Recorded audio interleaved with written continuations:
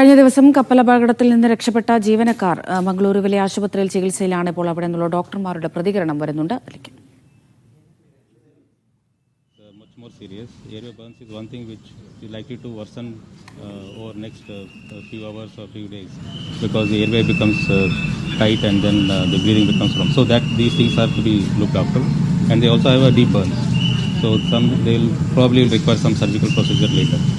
Right now they are stable.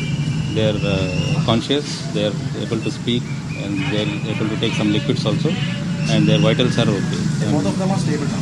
Both of us stable now. Their urine output and blood pressure and heart rate, everything is normal. But they are intensely monitored in the ICU. What is the status of the other people? The other 4 people? Other 4 people, one is in observation room. He is having facial burns, deep facial burns, but he is conscious oriented and is taking orally. The other 3 are okay. They are quite cheerful. They don't have much burn injuries. But there are some impacts, not only burns, there is some impact also. Some have some cut injuries, some have some ear lacerations, tooth loss and all that. None of them went jump into the water? No, none of them, they were not jumped, they didn't jump into water. They were all rescued from the vessel on the boat. They were all in the boat, and they were rescued from the lifeboats, from the coast guard. From that they were burned from the chemical substance?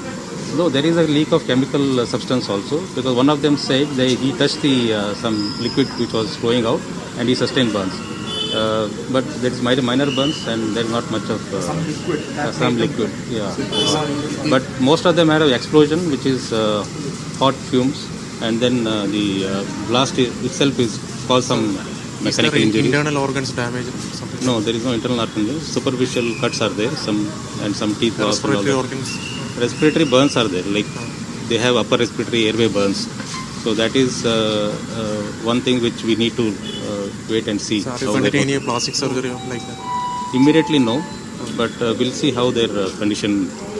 What's your next procedure? We will be monitoring them intensively, because in anything which is above 20% is a major burns, and they have a risk of life in terms of sepsis and then wound problems and other things. So we will be monitoring their burn wounds, and then the hemodynamic stability, and their nutrition, and a lot of other things which are important. Since you said that someone was injured from the chemical burn, that person is in ICU? No, he is not that injured. He touched the thing, but he had that redness in the hand, but he is okay. Since it's a chemical, there is any other procedure or something activated? No, nothing. It was just washed and it was okay. Yeah, but we don't know what actually happened. All of them are conscious. All of them are conscious. Is they able to speak there? Yeah, to media to. No. Huh? All of them are. Yeah, they are speaking. They are communicable. Critical stage? Yeah, they have. 2 of them overcome critical stage.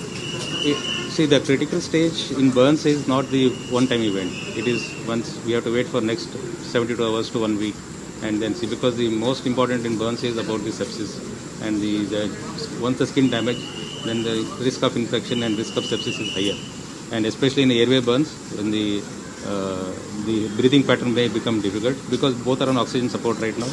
So we have to continue and then see.